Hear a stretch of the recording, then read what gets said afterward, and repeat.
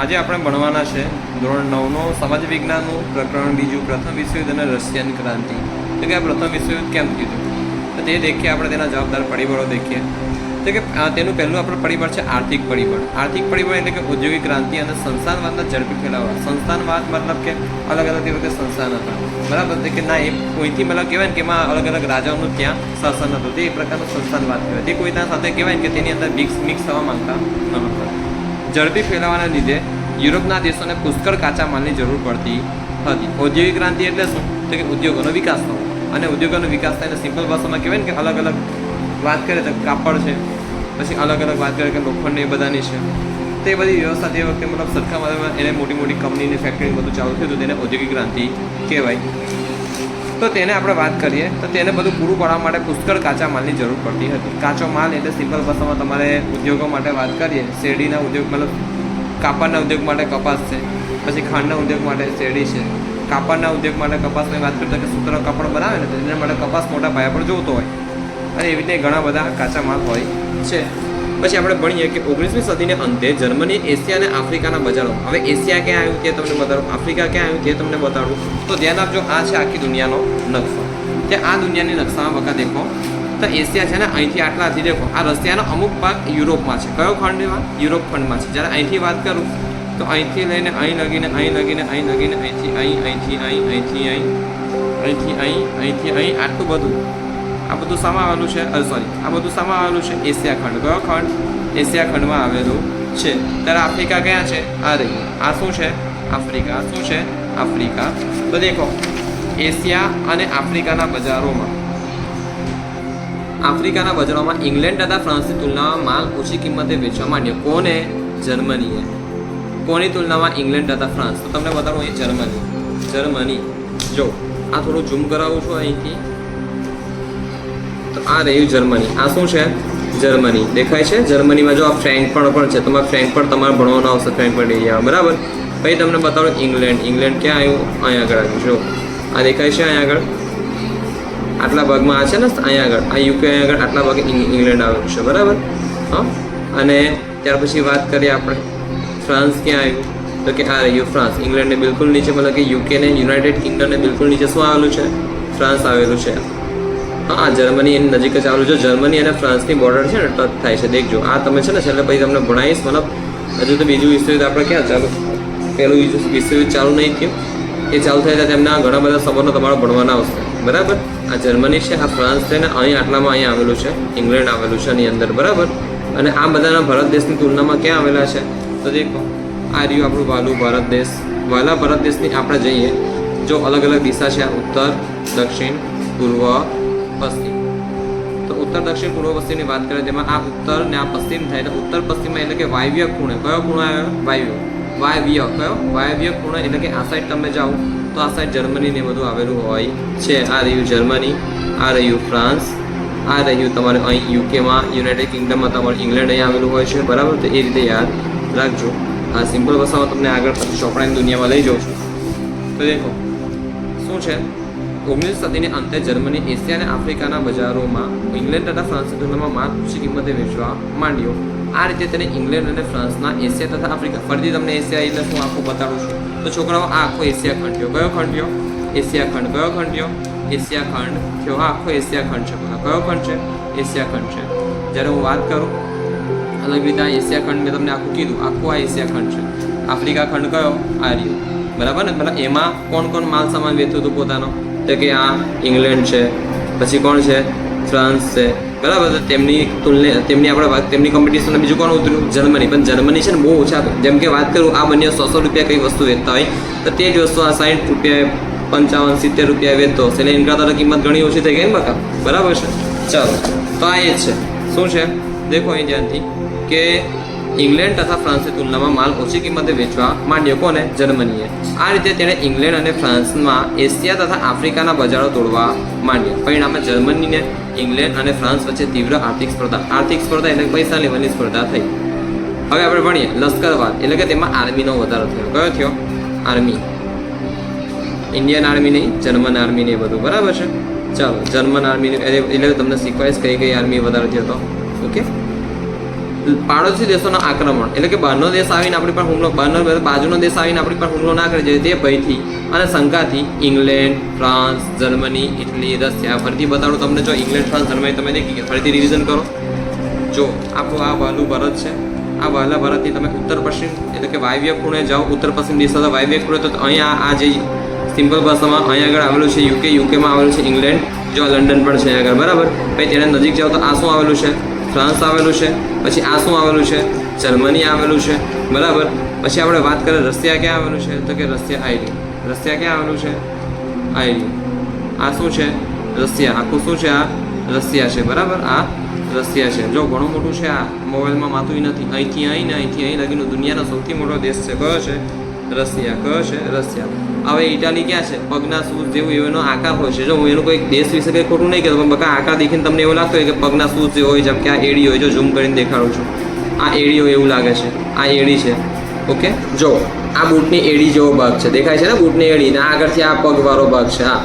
અને આ જાણે આ પગનો પેલો પંજાવાળો ભાગ છે, ને આ એડી છે, ને આ આખો પગ છે, હે ને. જ્યારે મનુષ્યનો પગ હોય એવું લાગતું હોય ને, હા ને. પછી આ દેખો, આ લેડીઝ શૂઝ છે, મતલબ લેડીઝની જેમ પેલા હીલવાળા બૂટ આવે છે તે છે, જેમ કે આ એડી છે, પેલી લાંબી એડી આવે તે છે, આ એનો પંજો છે, બરાબર. તો ઇટલી દેશ છે. કયો દેશ છે? ઇટલી દેશ છે. કયો? ઇટલી. તો વાત આપણી ચાલતી હતી અહીંયા આગળ કે રશિયા વગેરે દેશોએ સ્વરક્ષણના બહાને, સ્વરક્ષણ એટલે કે પોતાનો બચાવ, સ્વરક્ષણ એટલે પોતાના બહાન મતલબ પોતાના બચાવ, પોતાનું રક્ષણ. સ્વ એટલે પોતાનું, સ્વ એટલે પોતાનું, બહાના હેઠળ પોતાના લશ્કર અને શસ્ત્ર સામગ્રી, લશ્કર એટલે કે આર્મી, શસ્ત્ર સામગ્રી એટલે શું?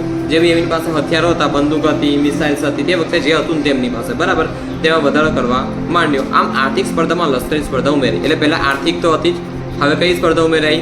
લશ્કરી. તો આર્થિક સ્પર્ધામાં કઈ સ્પર્ધા ઉમેરાઈ? જો આર્થિક એટલે સિમ્પલ ભાષામાં ઇકોનોમિક કહેવાય તેના અંગ્રેજીમાં, તેને ઈ પણ આપણે ગુજરાતીમાં સમજવા પહેલાં અ રાખીએ. આર્થિક સ્પર્ધા કઈ સ્પર્ધા ઉમેરાઈ? લશ્કરી સ્પર્ધા ઉમેરાઈ. આ રીતે યાદ રાખજો, બરાબર છે, ઓકે. આર્થિક સ્પર્ધામાં કઈ સ્પર્ધા ઉમેરાઈ? લશ્કરી સ્પર્ધા ઉમેરાઈ, બરાબર. હવે જૂથબંધીઓ અથવા ગુપ્ત સંધિઓ વિશે આપણે ભણીએ. ઈસવીસન 1914 પહેલા એક બાજુ જર્મની, ઓસ્ટ્રિયા, હંગરી, બલ્ગેરિયા અને તુર્કીનું જૂથ. કોનું? JOHBતુ, ઓકે. JOHBતુ કયું છે? JOHBતુ, JOHBતુ. જર્મની, ઓસ્ટ્રેલિયા, હંગરી, બુલ્ગેરિયા અને તુર્કી. જો બતાવો ક્યાં છે જર્મની? તો છોકરાઓ વહેલા આપણે પેલું ભારત દેખી લઈએ. ભારતની આપણે બિલકુલ જઈએ, ભારતની આપણે જઈએ ઉત્તર પશ્ચિમ અથવા વાયવ્ય ભારતમાં જઈએ તો કે જર્મની. આ રહ્યું જર્મની, જમ ગઈ મની, જર્મની. અને જર્મનીની બિલકુલ નજીકમાં આ અહીંયા આવ્યું ઓસ્ટ્રેલિયા. હા, ઓસ્ટ્રેલિયા નહીં, ઓસ્ટ્રેલિયા. જો ઝૂમ કરું ચોખ્ખું કદાચ દેખાય ના દેખાય, આ ઓસ્ટ્રેલિયા. કયું છે? ઓસ્ટ્રેલિયા. કયું છે? ઓસ્ટ્રેલિયા. પછી તેની આપણે બિલકુલ આ બાજુ જોઈએ તો અહીં બુલ્ગેરિયા છે. કયું છે? બુલ્ગેરિયા. પછી અહીં હંગરી. જો આ રહ્યું જર્મની, આ રહ્યું ઓસ્ટ્રેલિયા, બરાબર. આ જર્મની, આ ઓસ્ટ્રેલિયા, આ બુલ્ગારિયા. આ કયું છે? બુલ્ગારિયા. તેની નજીક જ આટલામાં હંગરી આવેલું છે, બરાબર. આટલામાં હંગરી આવેલું છે, બરાબર. હવે આ વાત કરી, આયરું હંગરી. જો આયરું, આ હંગરી છે, આ જર્મની છે, આ ઓસ્ટ્રેલિયા છે, આ હંગરી છે. જો એના બોર્ડર દેખો, આ જર્મનીની બોર્ડર વિડીયોમાં અહીંથી ચોખ્ખું દેખાય છે. આ જર્મની જે છે ને એની બોર્ડર ટચ થતી હોય છે, બરાબર. એટલે કે બોર્ડર ટચ થાય ત્યારે ધરી રાષ્ટ્રો કહેવાય. કયા રાષ્ટ્રો કહેવાય? મતલબ કે ધરી રાષ્ટ્રો એ લોકોએ ગ્રુપ પાડેલું, બરાબર. તો જર્મની અને ઓસ્ટ્રેલિયાની બોર્ડર ટચ થાય છે, ઓસ્ટ્રેલિયા અને હંગરીની બોર્ડર ટચ થાય છે, બરાબર. તો એના હંગરી પછી રોમાનિયા આવેલું છે, પછી આ બુલ્ગારિયા, તો એની બોર્ડર ટચ થાય છે. અને છેલ્લે બગા બુલ્ગારિયા સાથે કોનું આ બોર્ડર અહીંયા આટલા ભાગે ટચ થાય છે? અહીંયા એક પ્રદેશ આવેલો છે, તે પ્રદેશ વિશે તમે પહેલા પાઠમાં 8મા ધોરણમાં ભણી ગયા હતા. તો એ વાત કરીએ તો અહીં તુર્કીની બી બોર્ડર આવી રીતે ટચ થાય છે. અહીંયા આગળ પાણીથી અહીંથી જહાજો જાય છે, બરાબર. ધ્યાન રાખજો, અહીંથી પાણીથી જહાજો જાય છે. તો આ બોર્ડર આખી ટચ થાય છે. કયો કયો દેશ આપણે ફરીથી કહું છું? ધરી રાષ્ટ્રો એટલે કયું જૂથ પહેલું? જર્મની, ઓસ્ટ્રેલિયા ને ઓસ્ટ્રિયા. ઓસ્ટ્રેલિયા તો આ રહ્યું. જો ઓસ્ટ્રેલિયા, તમે સાહેબ આ તમે શું બોલો? ઓસ્ટ્રેલિયા તો આખો ખંડ છે ને? તો કે હા છોકરાઓ, આ રહ્યું. ભારતની બિલકુલ જોઈએ દક્ષિણ પૂર્વ દિશા, દક્ષિણ પૂર્વ દિશા એટલે કે આ બાજુ, અથવા એને અગ્નેય ખૂણો કહેવાય. તો તે બાજુ આપણે જઈએ તો ઓસ્ટ્રેલિયા આખો ખંડ આવેલો છે. તો હું ઓસ્ટ્રેલિયા દેશની વાત નથી કરતો, ઓસ્ટ્રેલિયા દેશની હું ક્યારેય વાત કરતો નથી. અહીં હું કોની વાત કરું છું? તો હું આખો વાત કરું છું ઓસ્ટ્રેલિયા દેશની વાત કરું છું. ઓસ્ટ્રેલિયા નહીં, ઓસ્ટ્રેલિયા જે ક્રિકેટ ટીમ છે તે નહીં, અહીં ઓસ્ટ્રિયા બોલ્યા તો ઓસ્ટ્રિયાની વાત કરું છું. તે બિલકુલ જર્મની તેની બોર્ડર ટચ થાય છે. પછી હંગરી છે, પછી એને રોમાનિયા આવેલું છે, પછી બુલ્ગેરિયા તેની બોર્ડર ટચ થાય છે, બરાબર. પછી છેલ્લે આપણે તર્કીની વાત કર્યા હતા, તુર્કી એ પણ કહે છે અત્યારે, તો તેની આવીને બોર્ડર ટચ થાય છે, એટલે એને કહેવાય ધરી રાષ્ટ્ર. કયા રાષ્ટ્ર કહેવાય? ધરી રાષ્ટ્ર. મતલબ આખું અલગથી જૂથ બન્યું છે. પછી આપણે વાત કરીએ તો બીજી બાજુ ઇંગ્લેન્ડ, ફ્રાન્સ, રશિયા અને જાપાન. બીજી બાજુ કોનું? ઇંગ્લેન્ડ, ફ્રાન્સ, રશિયા અને જાપાન. આ તમને બતાડું. ઇંગ્લેન્ડ, ફ્રાન્સ અને રશિયા તો આપણે દેખ્યું, આપણે જાપાન દેખવાનું બાકી. ફરીથી આપણે દેખીએ. ચાલો, આપણું વાલું ભારત, તેને બિલકુલ આપણે વાયવ્ય દિશામાં અથવા આપણે ઉત્તર પશ્ચિમ દિશામાં જાઓ તો તમને કયું દેખાય? યુકે દેખાય, યુનાઇટેડ કિંગડમ. તેની અંદર લંડન છે, ઇંગ્લેન્ડ આવેલું હોય છે, બરાબર. પછી આ ફ્રાન્સ, આ કયું છે? ફ્રાન્સ. એ ભારતની બિલકુલ ઉત્તરે જાઉં તો ઉત્તરે કયો દેશ આવેલો હોય છે? રશિયા. કયો દેશ આવેલો હોય છે? રશિયા. જો આ દેશ તમને દેખાય છે, બરાબર. રશિયા. આખો આ જે લીલા કલરનો દેશ છે ને, આ લીલા કલરનો દેશ તે રશિયા કહેવાય. કયો દેશ છે? રશિયા. પછી ભારતની બિલકુલ પૂર્વ દિશામાં જાઓ, થોડું ઉપર જાઓ આ બાજુ, તો આ બાજુ એક સરસ મજાનો દેશ આવેલો, તેનું નામ છે જાપાન. કયો દેશ આવેલો છે? આનો આખો દેખાય છે ને પિંક કલરનો, તેનો કયો દેશ કહેવાય? જાપાન. અહીં બહુ ખતરનાક ભૂકંપો આવતા હોય છે, બરાબર. અહીં જાપાન દેશ આવેલો છે. કયો દેશ આવેલો હોય છે? જાપાન. આ ધ્યાન રાખજો. ચાલો, ફરીથી પેલું થોડું જૂના આપણા પ્રદેશો રિવિઝન કરી લઈએ. ચાલો, રેડી? આ આખા ખંડને કયા ખંડ તરીકે ઓળખાય છે? કોઈ બોલશે? એશિયા ખંડ. કયો ખંડ? એશિયા ખંડ. અને કયા ખંડ તરીકે ઓળખાય છે? આફ્રિકા. કયો ખંડ? આફ્રિકા. એશિયાની બિલકુલ બાજુમાં કયો ખંડ આવેલો છે? યુરોપ. કયો? યુરોપ. કયો ખંડ આવેલો છે? યુરોપ. જો અહીંથી આપણે વાત કરીએ આટલા ભાગથી, તો આટલા ભાગથી આટલા ભાગથી આટલા, મતલબ આટલા ભાગથી આટલા ભાગથી અહીંથી અહીંથી અહીંથી અહીં અહીંથી અહીં અહીંથી અહીં અહીંથી અહીં, તો આખો કયો ખંડ છે? એશિયા. જ્યારે આટલો ખંડ કયો છે? યુરોપ. આ કયો ખંડ છે? આફ્રિકા. આ કયો ખંડ છે? ઓસ્ટ્રેલિયા. હવે આપણા દેશોની બી વાત કરી લઈએ. આપણું વહેલું ભારત આ રહ્યું, આ ભારત છે આપણું, બરાબર. ભારતની આપણે ઉત્તર પશ્ચિમ એટલે કે આ બાજુ વાયવ્ય ભારતમાં જઈએ તો પહેલાં જે લડવૈયા, જે મતલબ પ્રથમ યુદ્ધ જે લડી રહ્યા હતા તે દેશોના ધરી રાષ્ટ્રો એટલે કે જમીનથી બોર્ડર ટચ થતી તેવા રાષ્ટ્રોમાં વાત કરીએ તો પેલું જર્મની છે. જર્મની બાજુમાં ઓસ્ટ્રેલિયા દેશ છે, ઓસ્ટ્રેલિયા નહીં ઓસ્ટ્રિયા. પછી એની બાજુમાં હંગેરી દેશ છે, એની બાજુમાં રોમાનિયા નહીં બુલ્ગેરિયા દેશ છે. અને બુલ્ગેરિયાની બિલકુલ બાજુમાં દેખો તો કે તુર્કી પણ આવેલું છે. એની સામેની જે પાર્ટી હતી, મતલબ સામે જે લડવૈયા હતા, સામેના લડવાવાળા કોણ હતા? મતલબ કે જે યુદ્ધ હતું તે યુદ્ધવાળા કોણ હતા? તો કે આપણે યુકે છે એટલે કે લંડન છે. યુકે એટલે કે લંડન છે. તો દેખીએ આપણે પહેલાં તો ફ્રાન્સ દેખો. ફ્રાન્સની બોર્ડર કોની? બોર્ડરવાળું નહીં દેખો ને, બોર્ડરવાળું તો પૂરું થઈ ગયું, ધરી રાષ્ટ્રવાળું પૂરું થઈ ગયું. ફ્રાન્સ છે, ઇંગ્લેન્ડ છે એટલે કે યુકે છે, ફ્રાન્સ. પછી વાત કરીએ તેની સાથે કયો દેશ હતો? તો કે રશિયા. આયરું આખું રશિયા મોટું છે, બરાબર. તે બી આ લડવામાં ભાગ લીધેલો હે ને. આ તો કેટલો મોટો દેશ છે અને આ મોટા દેશ છે. આમનું શું ચાલે? અને ખરેખર હાર્યા હતા એ જ. આ નાના જે જમીનવાળા જે મિત્રો છે ને તે જ જમીનવાળા હાર્યા હતા. મિત્રો તો જીતી ગયા. મિત્રો તરીકે કોણ હતું? ઇંગ્લેન્ડ, ફ્રાન્સ, રશિયા અને જાપાન. મતલબ કે આ ચાર ને એની અમે આ 4-5 દેશ હતા, બરાબર છે.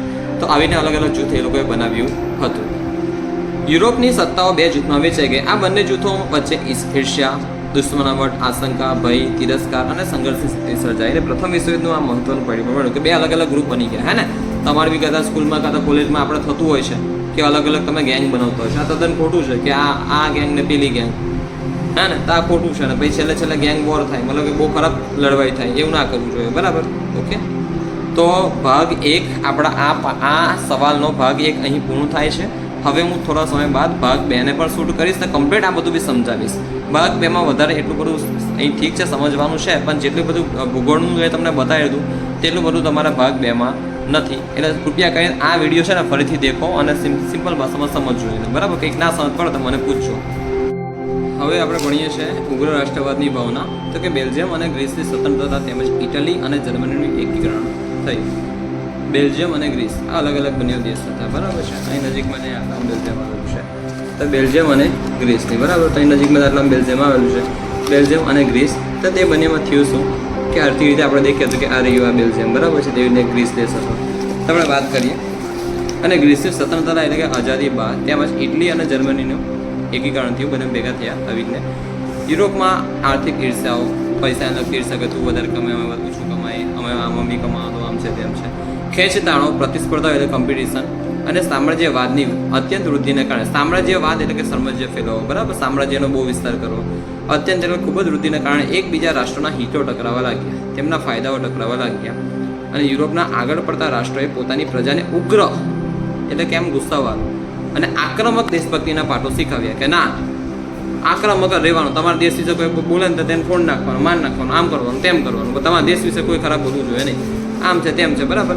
ચાલો ખરાબ નહીં મને સારું જ બોલવા જોઈએ એવું કીધું મને તારે અને બરાબર છે એટલું બધું કોઈ છે ને પણ એકદમ આક્રમક ના બનાય ઓકે એ આપણું કામ છે ને આપણું કામ શાંતિનું છે પણ આ લોકો આક્રમક પાઠ શીખવ્યા પોતાના દેશ માટે પ્રેમ અને બીજા રાષ્ટ્ર પ્રત્યે ઘૃણા હવે આ તો તદ્દન ખોટું છે કે તમે પોતાના ઠીક છે પોતાના ઘરમાં ના લોકોને પ્રેમ કરો કોઈ વાંધો નહીં બહારના લોકો માટે નફરત શું કરો ખબર પડે છે ઓકે બહારના લોકો પ્રત્યે થોડું પ્રેમ તો રાખો પ્રેમ ભાવના તો રાખો છે બરાબર છે બોલો હરકી રીતે કહેવા જાય તો બહારના લોકો માટે બી તમે પ્રેમ રાખો નફરત ઘૃણા એટલે નફરત ભાઈ ઘૃણા એટલે નફરત ના રાખો બરાબર બહારના દેશ માટે તો આ લોકો તદ્દન અલગ છે કે પોતાના દેશ માટે પ્રેમ ને બીજા રાષ્ટ્ર પ્રત્યે ઘૃણા એટલે કે નફરતને ઉત્તેજન આપવા માંડ્યું અને જર્મનીનો સમ્રાટ કેસર વિલિયમ બીજો શું નામ છે કેસર વિલિયમ બીજો અત્યંત મહત્વાકાંક્ષી હતો કે બહુ મોટો મતલબ સિંગલ ભાષામાં કહેવાય ને બહુ એમ કહેવાય ને કે એના આકાંક્ષાઓ બહુ મોટી આકાંક્ષાઓ હતી બહુ મોટી ઈચ્છાઓ હતી અને સામ્રાજ્યવાદી એટલે કે સામ્રાજ્ય ફેલાવતો હતો અને તે વિશ્વ પ્રભુત્વની નીતિમાં માનતો હતો કે આખા દુનિયામાં મારું પ્રભુત્વ થાય આખી દુનિયામાં હું મેન થાઉં આખી દુનિયા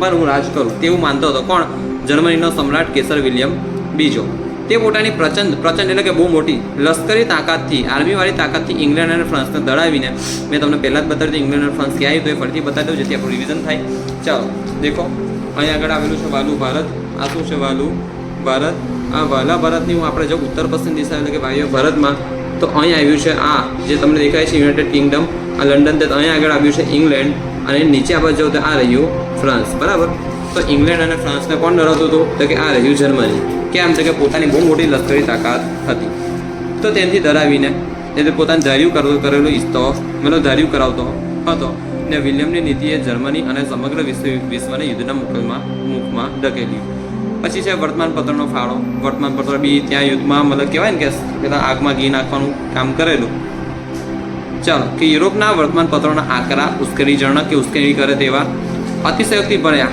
હે ને કે આજે તો પેલા ત્યાં 1000 ગોળીઓ મારી એટલે ભાઈ 100 તે વખતે ગોળી મારવી અઘરી વાત હતી 1000 ગોળી મારી અતિશયોક્તિ કહેવાય વધારે પડતો અતિશયોક્તિ એટલે વધારે પડતું અને જૂઠા લખાણોએ યુદ્ધની ભૂમિકા સર્જી ત્યાર પછી છે યુદ્ધ અંગેનું તત્વજ્ઞાન કે યુરોપમાં બધા યુદ્ધ એ જ કલ્યાણ શું યુદ્ધ એ જ કલ્યાણ આ ખોટું છે બકા કેમ કે યુરોપનો તો મેં તમને આખી ખંડની વાત કરી ફરીથી તમને યુરોપ ખંડ બતાવું આ રહ્યું યુરોપ ખંડ આ કયો ખંડ છે આખો યુરોપ જો આ રશિયાનો પણ અમુક ટુકડો છે ને ખંડમાં આ યુરોપ ખંડમાં આવે છે ઓકે ચાલો હવે વાત કરીએ તો કે અતિશક્તિપૂર્ણ જૂઠા લખાણોએ યુદ્ધની ભૂમિકા સર્જી યુદ્ધ અંગેનું તત્વજ્ઞાન કે યુરોપમાં બધા જ યુદ્ધ એ કલ્યાણની નીતિએ જોડ પકડી ક્યારેય બકા યુદ્ધથી કહેવાય ને મતલબ કલ્યાણ થાય હા પણ બકા યુદ્ધથી જેમ કે તમે જીતતા હોય તો તમારા બી અમુક માણસો મળતા હોય ના નથી બરાબર મહાભારત થયું તેમાં પોતાના કેટલાય સજ્જનો હણાઈ ગયા હે ને મોટા વાત કરું તો અર્જુનનો દીકરો અભિમન્યુ તે તેમાં હણાઈ ગયો હતો બરાબર પછી વાત કરીએ તો ભીમનો પુત્ર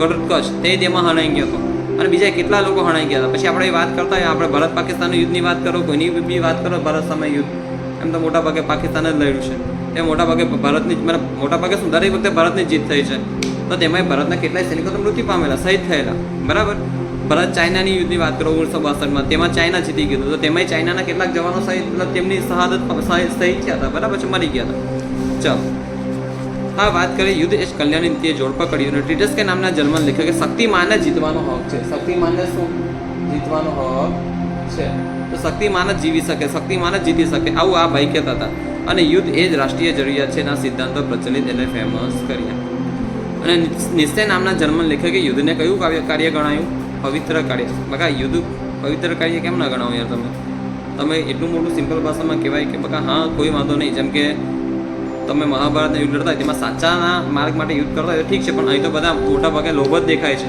હે ને અહીં જો હરખી રીતે વાત કરીએ કે દુશ્મના મોટા જ દેખાય છે ઈર્ષા જ દેખાય છે ઓકે તો આ યુદ્ધ એટલું બધું છે નથી કામનું બરાબર ચાલો સચ્ચાઈના માટે કરતા હોય તો તે બરાબર છે ઓકે તાત્કાલિક કારણ શું હતું તો કે ઓસ્ટ્રેલિયાના છે ને રાજકુમારી હરખી રીતે ફરવા જતા હતા તો પાછળથી આવીને કોઈ બંદૂકડી મારી દીધી મતલબ કે હરખી રીતે તેમના મતલબ બંદૂકડી મારી માથા મારી હાથ મતલબ આખા શરીરમાં મારી જેવીને મારીને બંદૂક મારીને ત્યાં પછી શું થયા એ લોકો ફરાર થઈ ગયા પણ આ રાજકુમારી મરી ગયા કોણ આ કે ઓસ્ટ્રેલિયા બી બતાવ્યું હતું ને તમને જો ફરીથી ઓસ્ટ્રેલિયા બતાડું આ રહ્યું જર્મની આ શું છે જર્મની આ જર્મનીની બિલકુલ બાજુમાં નાનો અમથો દેશ આવે તેનું નામ છે ઓસ્ટ્રેલિયા શું દેશ છે ઓસ્ટ્રેલિયા નહીં ઓસ્ટ્રેલિયા બરાબર તો વાત કરીએ આપણે તો કે ઓસ્ટ્રેલિયાના રાજકુમારી ફરવા ગયા હતા ફરવા નીકળતા હતા આર્કિટેક્ટ ફર્ડિનાન્ડ અને તેના પત્ની બોસ્નિયાની રાજધાની સારાજેવોમાં સર્બિયાની કાળા હાથ નામની ઉગ્ર સંસ્થાના સભ્ય શું કર્યા તેમના ખૂન કર્યા બરાબર અને આ ઘટના પાછળ કયા દેશનો હાથ હતો? સર્બિયાનો હાથ હોવાનો કોને આક્ષેપ નાખ્યો? ઓસ્ટ્રેલિયાએ.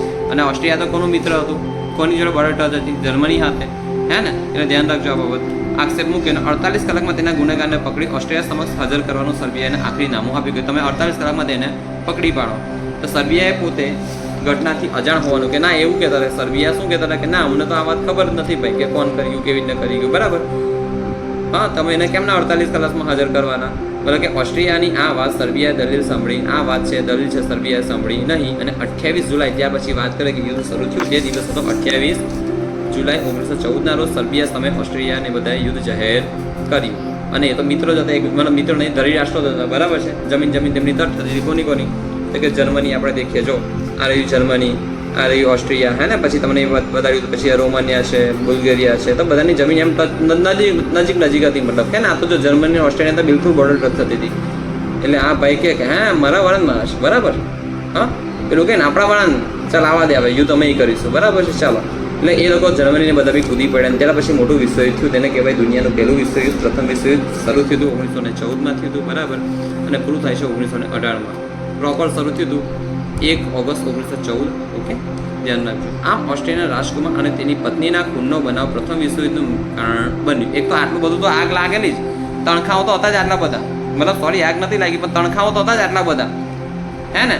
જરીક તણખામાં આગ લગાવવાનું કામ, મતલબ પેલા શું કહેવાય, ઘાસના તણખલા આવે ને, તે ઘાસના તણખલા તો સૂકી ઘાસ તો હતી જ, આટલામાં સૂકી ઘાસ તો હતી જ કે આર્થિક પડીપર હતું, લશ્કરવાદ હતો, જૂથબંધીઓ હતી, ઉગ્ર રાષ્ટ્રવાદની ભાવના, પેલા સમાચાર પત્રો, પછી યુદ્ધનું તત્વજ્ઞાન પેલા લોકો ઘડતા હતા. અને તેમાં તાત્કાલિક કારણ એ બન્યું કે હારા અમારા વાળાને તે રાજકુમારને તમે આવીને માન નાખ્યા. એને તો એકદમ કહેવાય ને કે આ પેલું આગ લગાવીને આગમાં ઘી બી પૂરી આવી, બરાબર? એ માટે મોટી આગ લાગી. ત્યાર પછી આપણે આવતીકાલે દેખીશું, મતલબ કે જ્યારે બી લેક્ચર થાય ત્યારે, કે પ્રથમ વિશ્વયુદ્ધના પરિણામો કયા છે. ઓકે, અને તેમાં સૌથી મોટો આઈએમપી સવાલ છે ને આયરો છે. જો આમાંથી વધારે પરીક્ષામાં નહીં પૂછાય, એટલું બધું પૂછાય નહીં પરીક્ષામાં, બરાબર? પણ તમારે સમજવાનું છે, સમજીને તમારે છે ને આગળ જઈને કોઈ બી પરીક્ષા તેમાં આ વસ્તુ કામ લાગે છે, બરાબર? અને ત્યાર પછી એ સમજો તો તમે આમાં મજા આવે ભણવાની, કેમ કે એક સ્ટોરી પ્રમાણે આ આખો યુદ્ધને બુદ્ધ તમારે ભણવાનું. એટલે સ્ટોરીથી તમારે સમજ બી મળે કે યુદ્ધ કેમ થયું છું, આગળ યુદ્ધ કેમ ના થાય. તમે કદાચ કોઈ મોટા અધિકારી બનો અને આવીને મોટા યુદ્ધ અટકાવો, આગળ બી યુદ્ધ થવાની સંભાવના છે, બરાબર? અને ઘણા બધા યુદ્ધ થાય છે, તમે અટકાવો. તેના માટે આપણે આ બધું ભણવાનું હોય છે.